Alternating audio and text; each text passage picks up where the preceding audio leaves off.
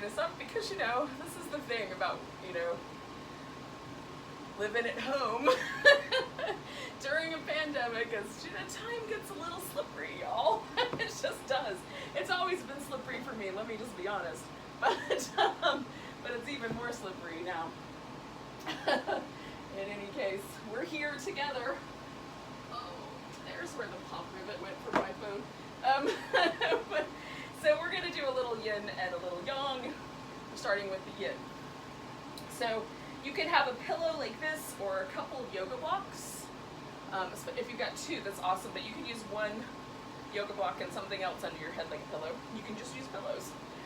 Or you could use a rolled up blanket. And this just gives you a chance to kind of open the chest, which I love to do both in the morning and after work. So that's one of my favorite things. Or you can just lie down flat. We're going to do a butterfly with the legs. If you would rather, you can do a forward folded butterfly, and then you'll just roll down onto your back when you're done. So we're going to be in this pose for like 4 or 5 minutes. So we'll be here a while, so make yourself at home, okay? So I'm going to do this with my back, a pillow, and I'm going to put a little rolled up blanket underneath my knees, just so my hips will be happy with me later. One of the things about yin that I think is important to understand is that we're aiming for an edge, right? You'll hear this in all kinds of different yin circles or yin discussion pages or yin articles, that you're looking to find the edge. The edge means, oh, I feel that. The edge does not mean I almost can't stand that anymore. That's over the cliff. And we're in territory that could injure us. So if we could go to just the point where you're like, okay, yeah, I feel that. That's pretty interesting. And hover there. And then if that shifts and it doesn't, you don't feel anything anymore, then you can have room to surf in. But if you go all the way to the point where you can't stand it anymore, rarely do we actually wind up relaxing from that point. Almost always that puts the nervous system on high alert, and it will instead, we'll find ourselves gripping. And even gripping with muscles that have nothing to do with the area that we're trying to create some space in. So if you can kind of find the spot, that spot where you're like, yep, I feel that, but it's not so intense that I'm creating tension in my body. It's just the right amount of intensity, right? That's what we're looking for. Okay, so hence the blanket. Now you don't have to use props, but I think they're helpful. Okay.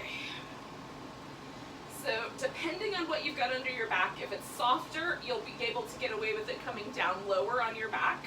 If it's a little bit thicker or it's firmer, you're going to want to shift it up so that it's under the shoulder blades, okay? Because your shoulder blades will do a really nice job of suspending your body weight up and over that object.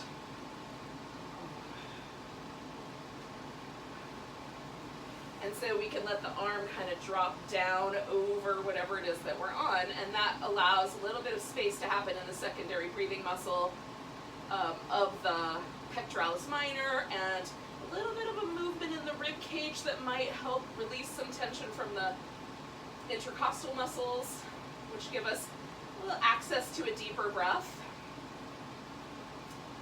And for me, because I sleep curled up in a little ball, this kind of sort of reorients my posture, so I'm not leaning forward with my shoulder.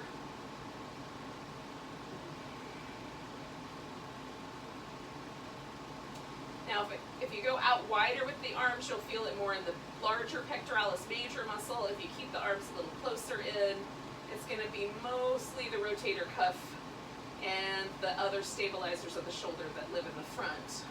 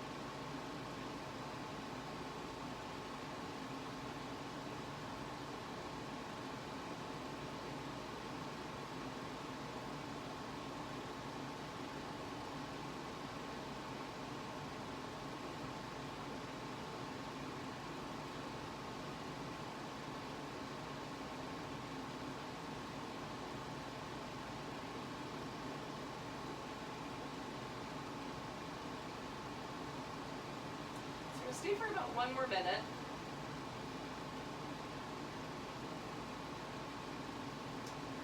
You've kind of become a little more comfortable. You can adjust a little bit for the last minute, or you could just focus on the breath.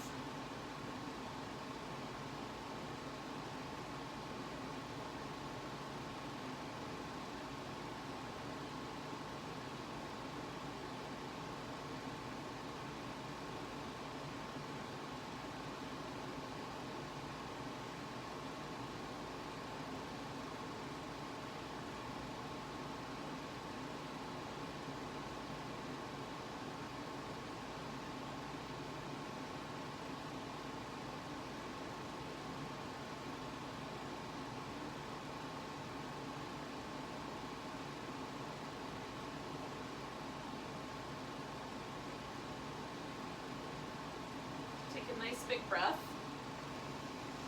Let go with a nice big big sigh. Now we're going to bring the legs together first, or straighten them out in some way. And then we're going to take whatever's out from underneath. If you have something under your back, you're going to take that out from underneath you. And this is kind of my favorite part of almost any yoga pose, is the part where you're transitioning to something else. So here, let me make that a little less obnoxious. Okay. So what does it feel like to come out of that shape, right? So what do the inner thighs feel like, or the hips? Is there a sensation in your back? It's also how I kind of teach myself the things that I think are good medicine for me, and then the things that I think are maybe, I'll do that differently next time. Because if I come out of a pose and I feel sore or tender or like really shaky or vulnerable, that's a little bit, like sometimes I feel shaky because I'm working muscles really hard. But in this context, where we're not asking a muscle to do a big job of holding up all of our body weight, for example, in a balancing pose, this shouldn't feel that vulnerable. So if you come out of a pose and it feels like, oh, my hip joint is really vulnerable, then maybe that's too far, right? So, and then for me too, if it feels really pleasant, there's a kind of lightness or a pleasant warmth, or whatever it is, a kind of effervescence. Sometimes it feels kind of bubbly and light in the tissue. Those are things I think are interesting, and they feel good. So I keep going with that. Like if that feels good, I'll do that again. Okay, and then after yin poses, I like to start really slow, but then a little bit of movement I think is helpful. All right, so we're gonna do a twist, and you can add some props to this, or you can keep them out. I'm gonna use the blanket again and put that down so that I have a little bit of that greater trochanter, that little bone right there that sticks out on the thigh. I like to have a little bit of padding for that. And then I might even do a little wrap of the legs. So this is called twisting binds in some people's yin worlds, which is to wrap the legs around each other like almost like an eagle. You can hook the foot around if you want. And then I take a moment to get my upper back as level as possible. So you want to find the right amount of twist for your spine, the sensation on the outer hip, the sensation on the hip down below, and then the sensation in the shoulders and the chest should all be interesting, right? But not too far. So you want to find a little stretch that feels interesting, pause there, and then you can turn your head in the opposite direction of the legs, or you can turn the head with the legs. You can leave the head centered in the middle too. I like choosing one of the two edges. You can do you. But once you've chosen something, let yourself settle. So this is a shorter pose, but we're still going to stay a while.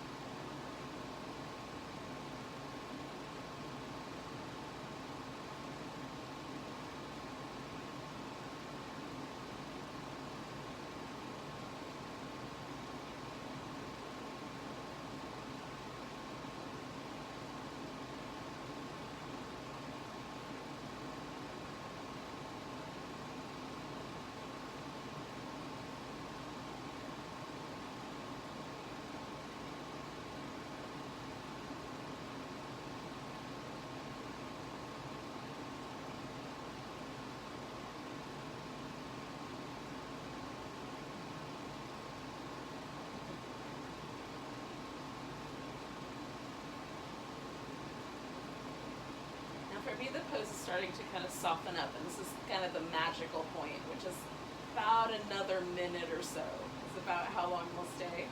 But I love that. Like, it takes a couple minutes sometimes for me to really feel the relaxation and the sort of release of tension, right, start to happen.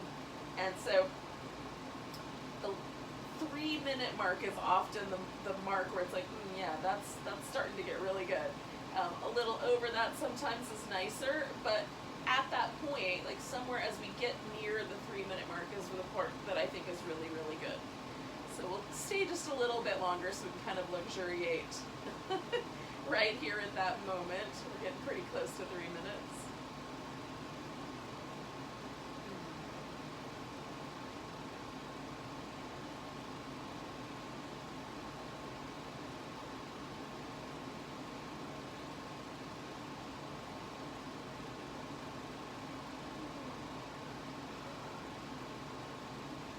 Take one more big breath, and then we're going to kind of peel ourselves back. So I'm going to start with this leg coming back, the top leg, and then I'm just going to let everything else kind of follow it. And this is where things are really interesting to me. So just without moving yet, the side that was on the top feels like it's been tractioned out or pulled a little longer. That leg feels a little longer. My hip actually feels closer to the ground. Even though if I put my hands here, it's not really.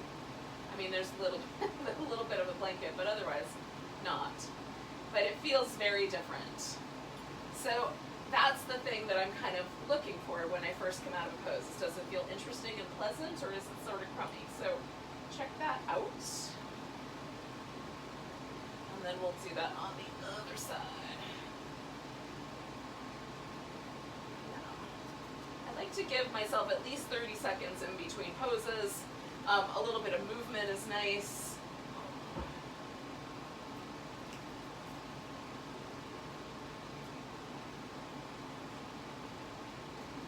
And I just check in with my spine. If it feels like I'm still twisting in the first direction, I don't go anywhere yet.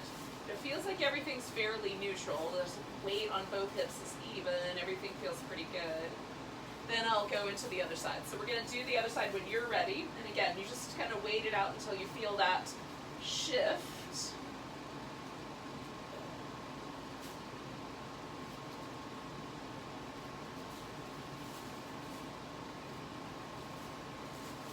And then, hold on, I might need that on the bottom. Yeah, that's better. Okay. So then get yourself into the other side and adjust, make all the little adjustments so that things can rest in a heavy way, nice and even. In terms of like the feeling of stability, right? We want to be nice and stable, feel like the shoulders are stable, the hips are stable. Choose a direction for your head to go in.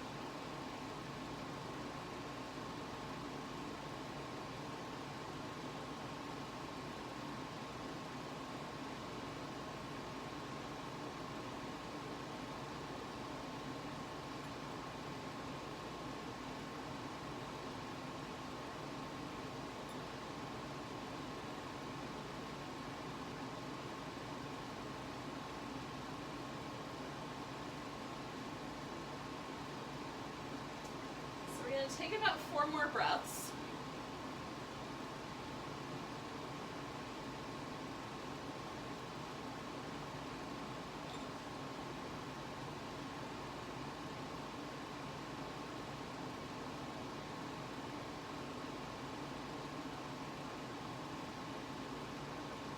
We're going to gently come back, peeling that top leg back first, and then letting everything else follow.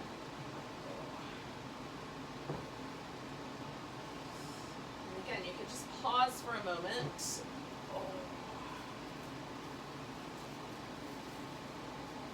how things went. And then give a little bit of movement to the whole thing. All right, so take about a minute or so and move around in any way that you think is really good. Eventually what we're going to do is we're going to wind up on all fours. Oh, hi. Good morning. Anyway, we're going to wind up on all fours, and we'll do some things that sort of resemble a ferret, some rounded back things and some swoopy back things. Hi, how are you today? Hi there. Back to what you were up to.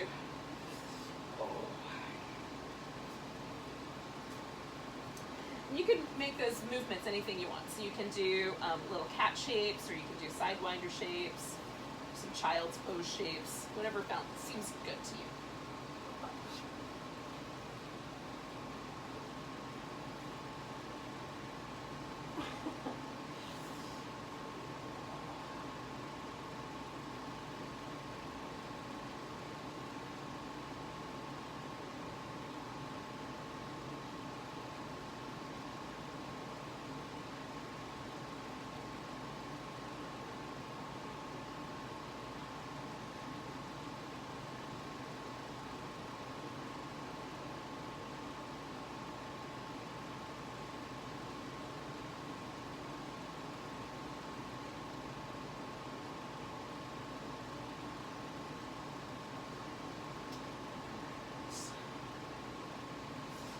So when you feel ready, we're going to bring one leg forward.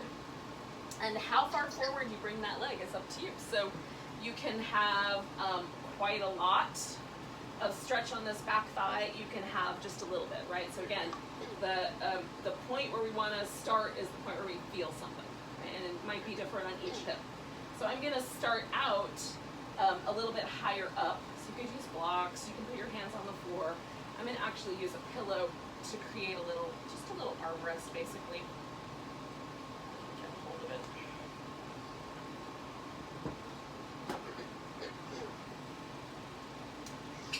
So, got my back thigh kind of opening up here. A front leg should be reasonably comfortable. It shouldn't feel crummy in the joint. And then we're going to stay a little while, about 3 minutes. There might be interruptions. Let's see how this goes.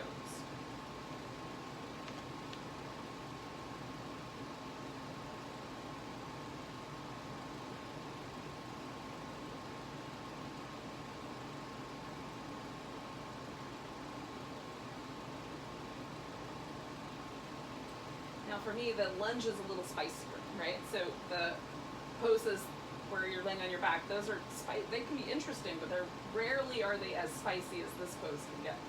But if I start out in a place where I feel reasonably, like I feel it, but I feel reasonably comfortable with it, and then sort of allow the pose to morph as we go along, that generally works best.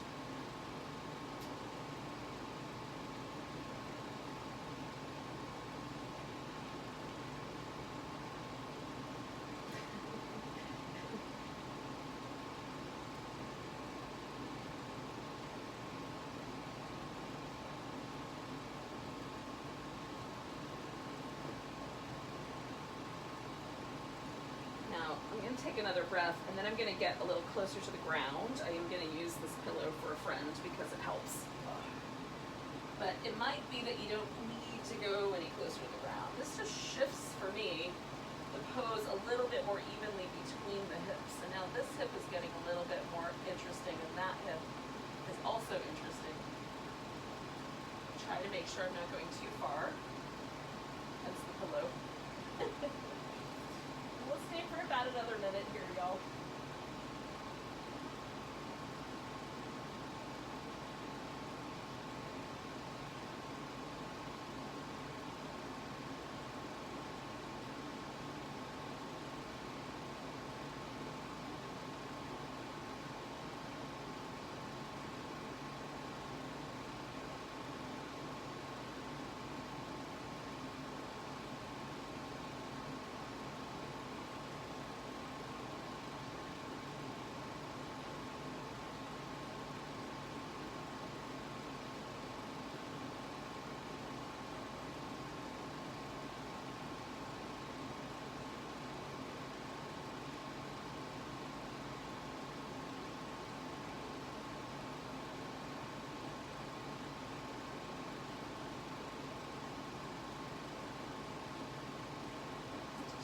Breath.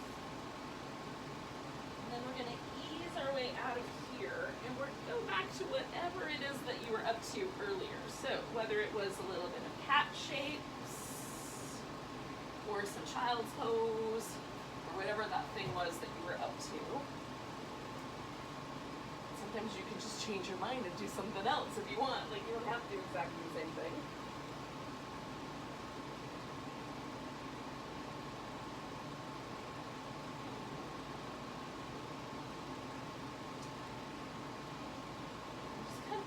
When it feels like everything sort of feels a little more reasonably comfortable and you're ready to move to the other side, then you can bring the other leg forward. And again, take your first little bit of time to just notice, like, where's the right amount of sensation in both hips, really. But for me, when I'm more upright, it's all about this back hip, right? The hip that's leg that's going behind me. And then when I get closer to the ground, the sensation becomes a little bit about each hip. So start with the one in the back, and I'll work my way out. And if you've got a hip that feels a little more vulnerable, then be a little more, conservative with the amount of shape that you do.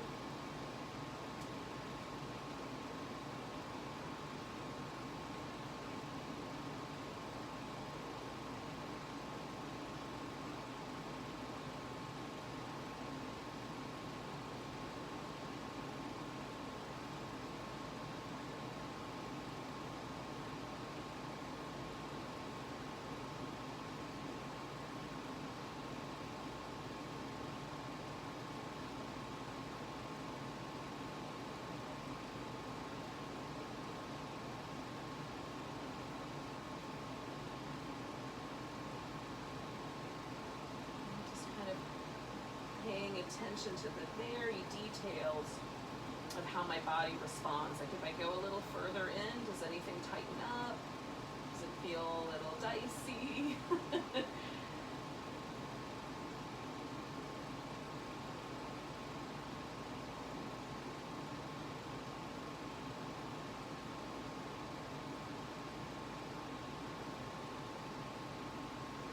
gonna try the last minute. Not quite a minute and a half, but let's get kind of close. Try that a little bit lower again and see how that goes. Does it shift okay? There's a point with, with a support, it's easier for me to control kind of the sensation that's happening on the front of my hip because there's something keeping it from going too far. It's like just right. If I don't have the support there, sometimes it feels vulnerable, so you just do the right thing for you.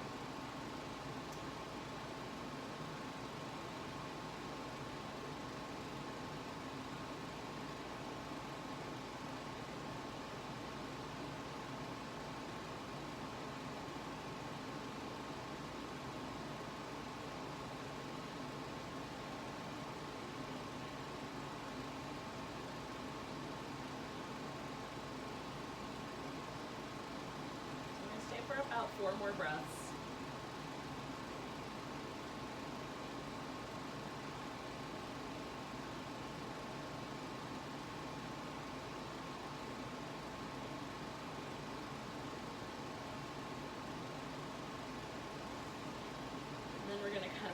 ourselves back.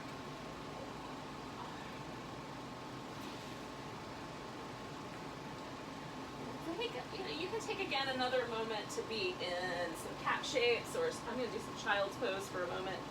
But you choose for you.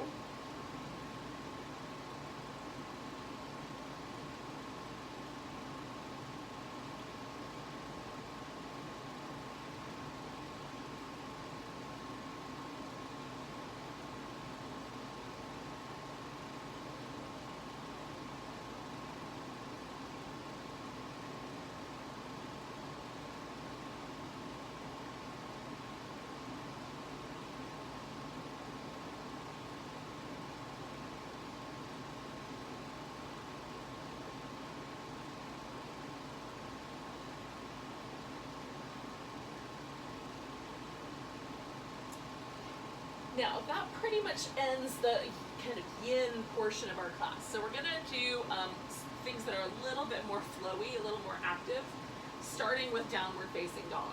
Now, if downward dog is not your jam, you can instead just come to a standing position on your mat and do some stretchy goodness from there. If downward dog is in your wheelhouse of things to do, plant your hands nice and firm, take your hips up, and then you can take the feet out wider, closer together. I like to play with the shoulders when I first get to this pose. Just move the shoulder blades around a little bit. Kind of push against the floor so you get good movement.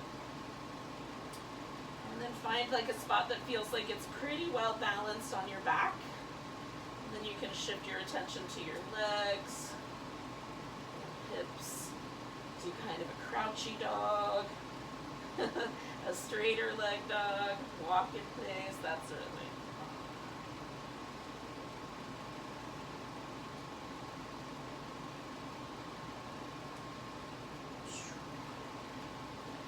And then we'll take a moment and transition into the standing pose and join anybody that started there.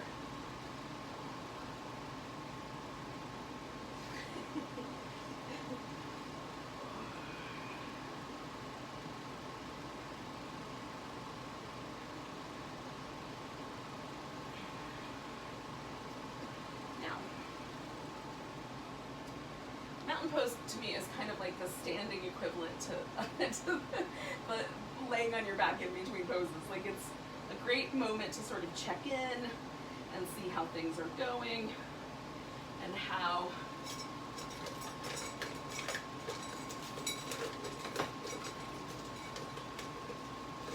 I have an issue.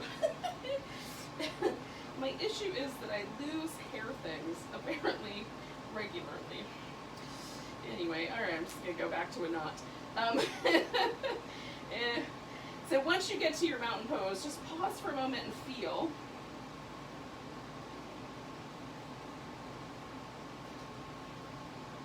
Hopefully that will hold.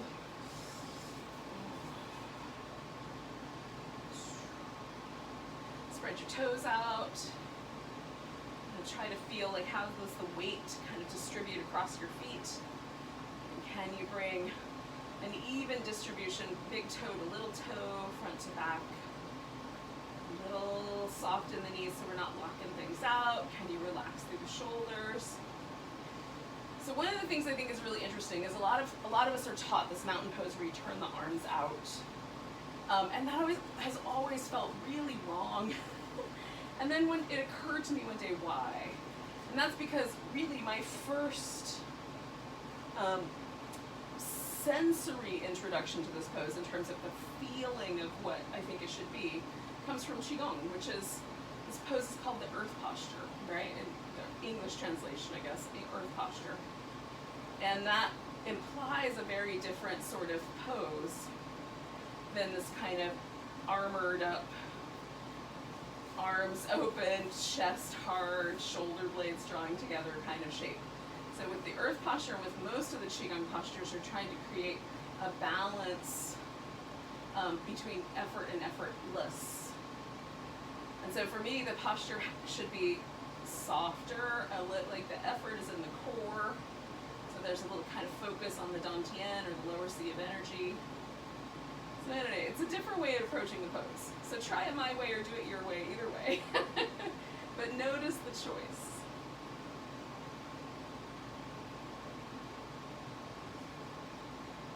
And take a nice big breath. And essentially the way things work is you just ripple out of that center point out to the edges. Fold forward, come up halfway. Now I'm going to put blocks under my hands because I have short arms. But if you can quite easily hold your torso level with the floor and touch the ground, you'll be fine without the blocks. We're going to pick up the left foot and we're just going to take it back in the air. Now, you can let go of the floor and hold this pose without holding onto the blocks. But what we're going to try to do is make the hip get really level here with this warrior three. So using the floor or the blocks, even if it's only with one hand, can help us keep the hip level. As soon as I take my hands off the ground, my hip wants to stack. So if I can keep it level a little bit longer and maintain some stamina there, that's a grounder. So reaching back through that left foot, with or without more of the balance challenge to it, we're going to try to get this right hip to fire up. Hopefully that's working. We're going to take 2 more breaths there. Now, reaching way back through those toes, we're going to come into a high lunge. And I made my right hip really tired. Well, not really tired, but pretty tired, a little tired. So holding steady here might be a little interesting challenge. So I'm going to straighten out the front leg and press my heel towards the ground in the back. Then I'm going to bend my knee and kind of roll back up onto my big toe. You can even bend your knee a little bit in the back. Straightening out the legs, pressing the heel down. Bending the front knee.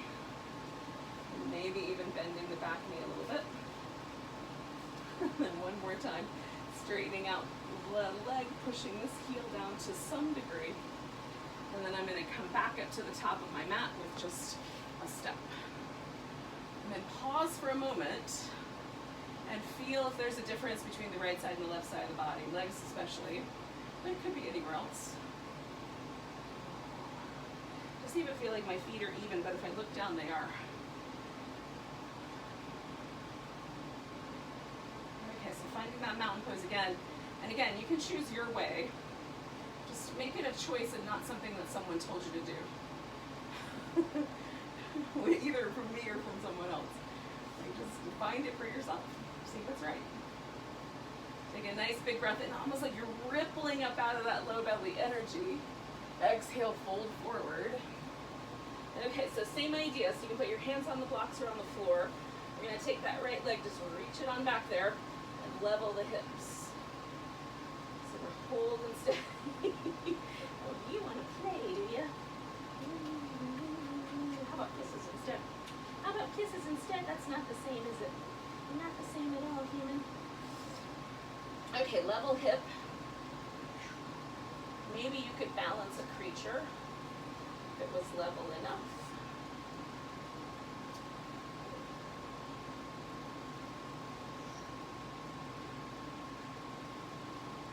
Two more breaths.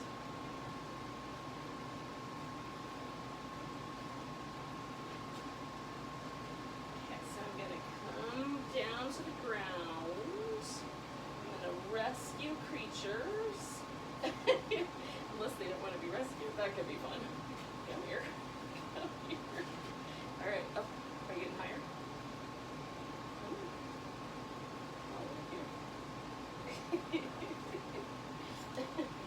Okay, this will help. Woo, coming into this high lunge.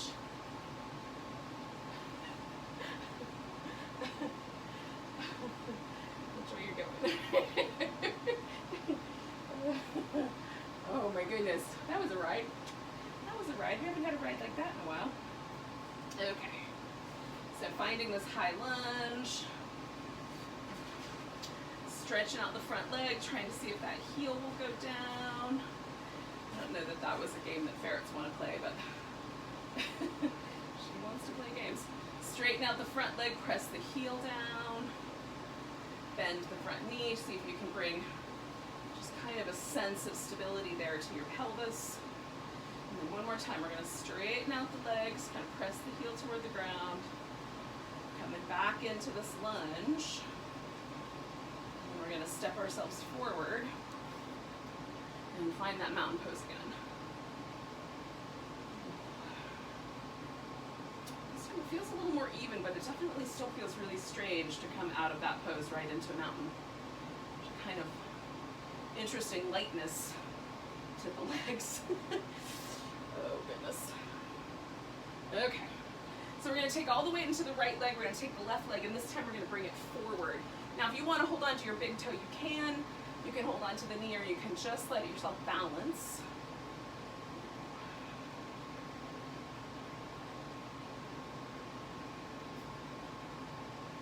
If things go awry, just kind of try to catch yourself. 2 more breaths. Now I'm going to step all the way back. And however I land, so I landed pretty close to Warrior 2, so I'm going to go with that one. If you landed closer to Warrior 1, you can go with Warrior 1. Your choice. So we're going to move the arms through a range of motion.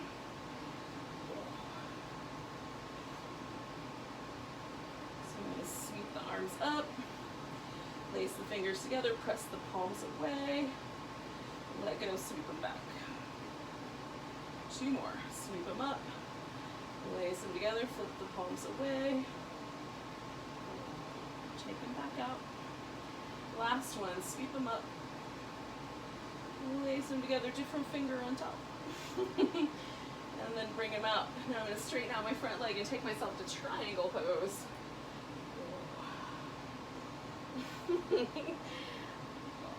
Stretch out a little bit and then recoil a little bit. And then stretch out a little bit, kind of feel it out, like does your hip joint like the way that's angled? Sometimes we get these messages, really interesting messages about what our body's supposed to be doing in yoga poses. This is one of those poses. It has a gajillion ideas. But like really a lot of the ideas are bogus. They only work for one person's body, not necessarily yours. So finding a version of the pose that works for you is important. And taking a big breath. I'm going to bend the knee. I'm going to make a little bit of an adjustment and swing this into a side angle.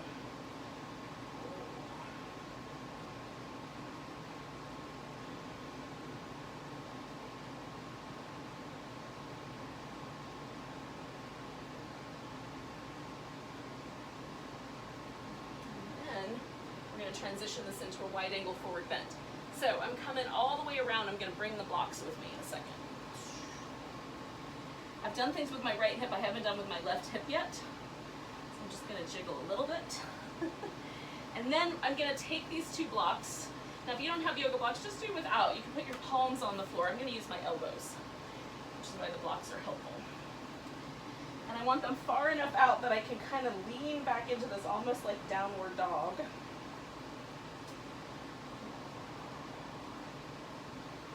Turn them up just a notch. That'll be more interesting. So plant the feet. You can turn your toes out a little bit if you need. You can even do a couple of little rounds where you bend one knee at a time. And then when it feels like you've got enough space there, just lean back a little bit. Not so much that you're going to fall over, but just a little.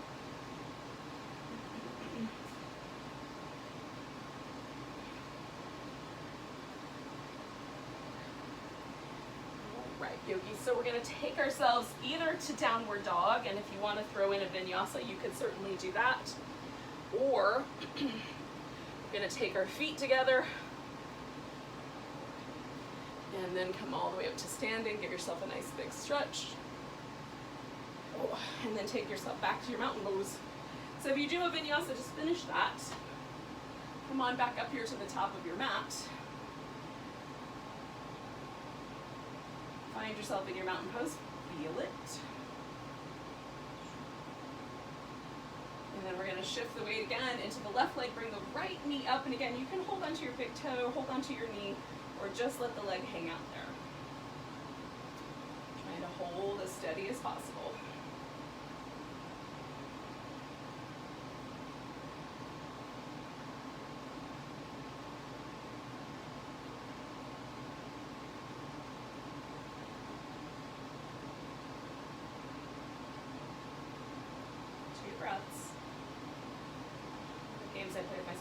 keep my hip level and still hold that leg there. And then we're gonna step back, and again, like wherever you land. I landed in Warrior Two last time, pretty close this time. I'm just gonna adjust so that I'm there. All right. So we're gonna do a little different movement with the arms. So even if you're kind of more towards the Warrior One, you can still do this with your arms. You're gonna hold an imaginary teacup in each hand. The teacup is full of water, so we can't flip our palms upside down. We have to keep the palms straight up, okay? We're just gonna see if we can make a circular shape without turning the palms upside down. This may not work out. The good news is there's no actual tea. So if you spill it, it's not gonna be the end of the world. So we're just gonna come around. And I'm gonna try circling the other direction, which is a little more challenging.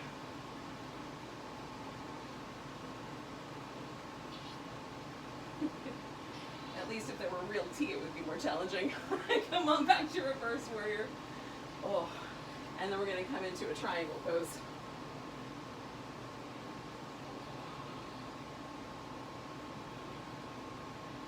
And again, just challenge the position that you're in and see if there's one that feels a little more interesting today.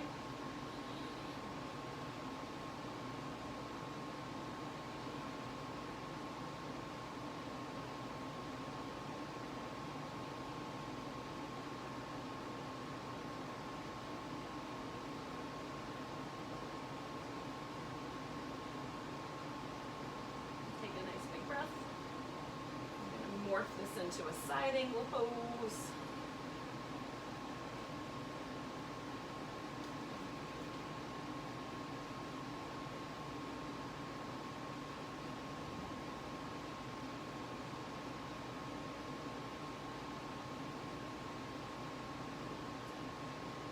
Now with this time, with the wide angle shape, we're gonna do kind of a wide squat. So I'm gonna turn it around, just so that it's easier to see and hear me. So we're gonna take the legs into a wide squat and decide, you can go as low as like parallel, but not much lower than that with your thighs. And then we're just gonna pause, take the right shoulder blade forward, pull the left shoulder blade back. Look a little to your left side so you can get out of the way so your shoulder blade can kind of come up into that space your neck was occupying. Come on back to the center. Left shoulder blade's gonna go forward, right shoulder blade's gonna go back. Turn a little to the right. Try to slide those shoulder blades into the center line, up one above the other. Give it a little rinse one more time on each side. Right shoulder blade forward, left shoulder blade back, and then try to slide them into place so they're right in the center. It's not gonna work out, we're just trying. And then the other side, left shoulder blade up, right shoulder blade down. Slide them together. And then we're gonna rinse this out and turn it into down dog. Now, I'm not gonna do a vinyasa per se, but we are gonna wind up on our belly. So if you wanna skip the down dog, you can go directly to the belly.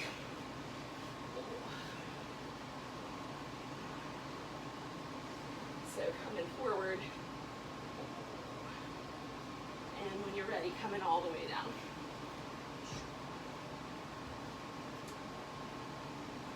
All right, so take a moment and give yourself some little windshield wipers.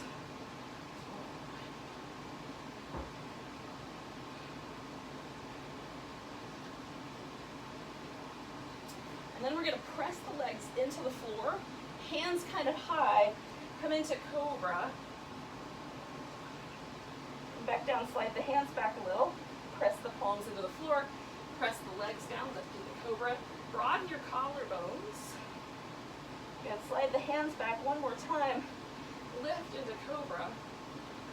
Plant the legs, get as high above the floor as you can with your back muscles, hold the collarbones nice and wide. And then right there, that's where we're gonna hold ourselves. So slide your elbows into place, or if you need to, pillow or blanket also.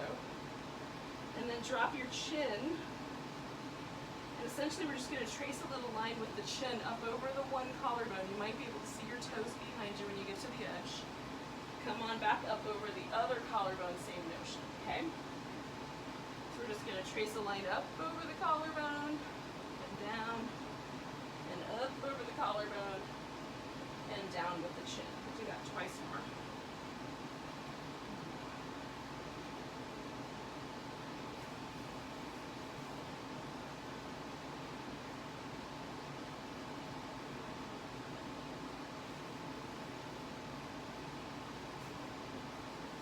All right, so we're going to leave the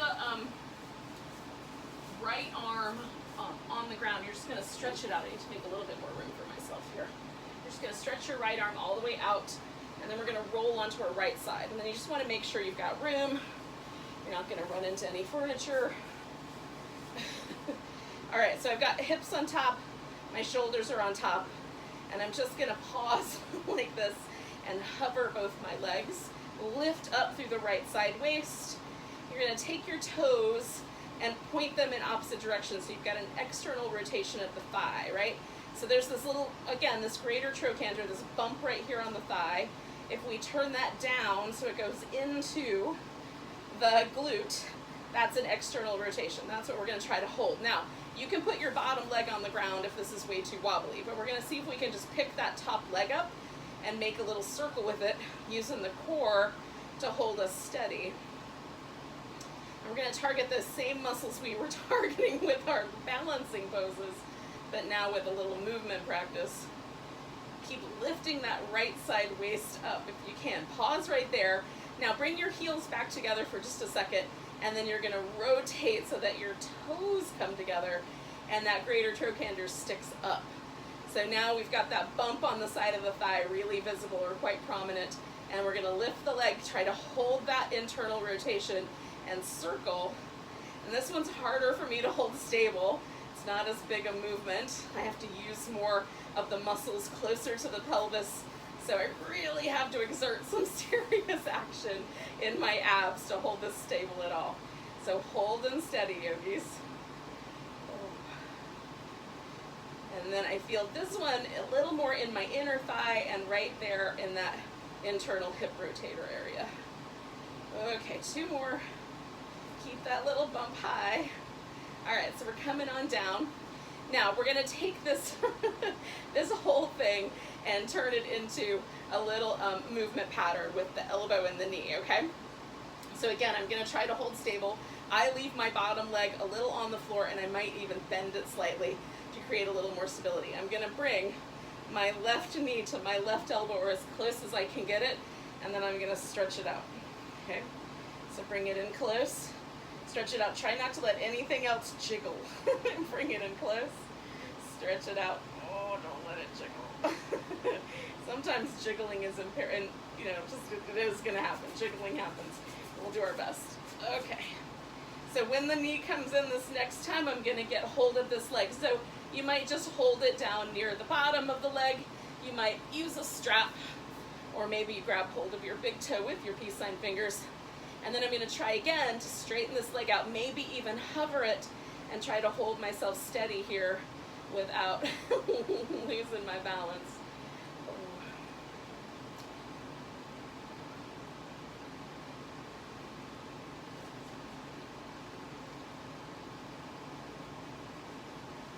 This has become the pose I'm obsessed with this summer. I don't know why, but we'll see if it shifts. It usually does. We're going to take 2 more breaths. Now you're going to let go of your leg. We're going to come back to the belly. Do a couple of cobras, 3 of them. Well, 3 cobras. A few cobras coming up. Sliding the hands down. Coming up. Sliding the hands down. Coming up. Oh, my left leg feels so much longer. It's kind of cool. All right, so then you just do the same thing on the other side. I'm going to spin around because it'll be easier to hear me chat you up and hear my dumb jokes, which of course I want you to hear. So we're going to put left arm out, head resting, hips on top, shoulders stacked on top of each other. Lift the legs, and if you can, externally rotate so that bone goes in and your toes are separated. And then we're going to lift the leg, hug in the sides of the waist, and then spin that top leg in a circle. And again, we're just trying to hold this stable as best we can so we can work both the core and the outer hip simultaneously. It's a twofer, yogis. Hold and steady for 30 more rounds. 2, 1. All right, pause right there. Bring your heels back together, and again, all we're gonna do is turn the legs the other way. So now I've got an internal rotation. That bone is prominently sticking up, or maybe it's at a diagonal, but still it's sticking up. I'm gonna lift this top leg, and I'm gonna try to circle. I'm gonna try to circle and hold steady. This one, again, for me, is the harder one to do. I don't get quite as much range of motion on this internal rotation. So I really have to concentrate here in the abdominals. Create stability. Lift that side waist on the bottom half, that left side waist. Okay, we're gonna do 4 more. 3, 2, 1. All right, bring it on back. Oh, that feels so good. So again, we're gonna try to keep the stability, keep the, if you can, you know, you put the leg down on the ground, or even bend the leg a little bit if you like, or you can try to maintain that slightly lifted leg. We're gonna bring right knee to the right elbow, or as close as we can get, and then stretch out between the 2 points. Bring it in, stretch it out, bring it in, stretch it out, try to maintain that stability, bring it in, stretch it out, bring it in, stretch it out. Now when we bring it in the next time, we're gonna grab hold of it. Again, you can get hold of the leg anywhere you can reach it. I'm gonna try to get my pose stable, and then stretch back into it so I can add the core challenge to it. Wobbly little snake couch, snake bed pose. I've got to look up this name. It's got a great name. So there's these depictions of Lord Vishnu from Indian mythology where you see him asleep on the ocean on a raft or a couch, a bed, whatever you want to call it, made out of snakes. Big cobra snakes. They make like a little hood over top of him so he has like a nice little protected bed, protected from the snakes, or protected with the snakes, hard to say. And he's dreaming. See, Lord Vishnu dreams up the world, you guys. That's the dealio. So he's often sleeping. Or he's often depicted sleeping. I'm sure he's awake a lot of the time. So we're gonna let go. I like mythology, and I like the stories that come along with different things. Storytelling is one of my favorite things. So hopefully that wasn't too much story for you. All right, so I've released that shape, and then I'm gonna roll into my back because, you guys, it's pretty much time for Shavasana. So we just have to do whatever little yum yum thing is your favorite yum yum thing at the end. Is it some windshield wipers? Is it a happy baby? Do you want to do legs up the wall instead of Shavasana? Because that would also be nice. You can decide sort of how you want to proceed into your final pose. So I am going to take myself around where the soft props are.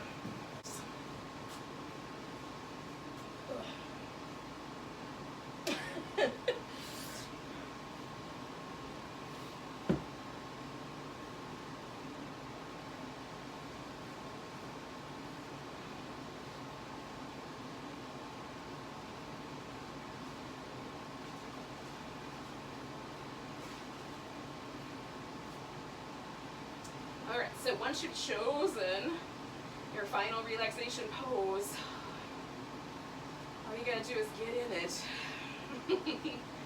and make yourself at home.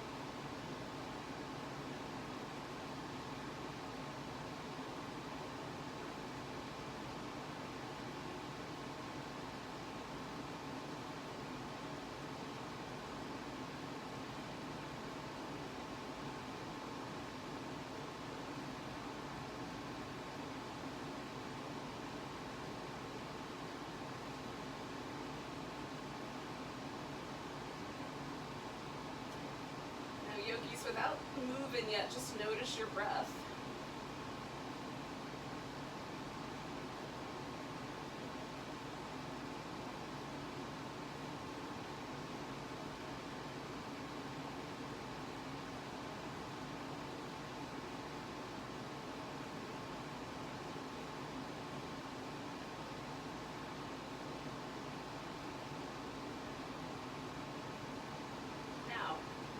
When your next inhale comes along, take your breath in so deep you can feel it all the way to your toes.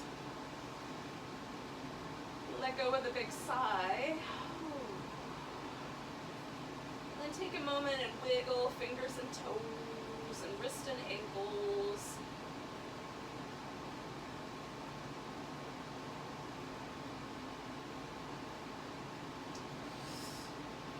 You can give yourself a big stretch and alter directions, and then give yourself a little back massage, or one more happy baby for the road. Who knows? Maybe even a boat pose. I'm not going to stop you. When you're ready, come up to a seated position.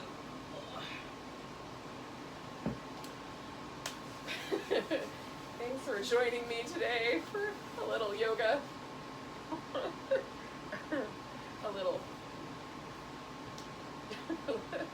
A little parody fun, whatever happened. Let's take a nice big breath together. And a big deep sigh. Namaste, yogis. Have a great rest of your weekend.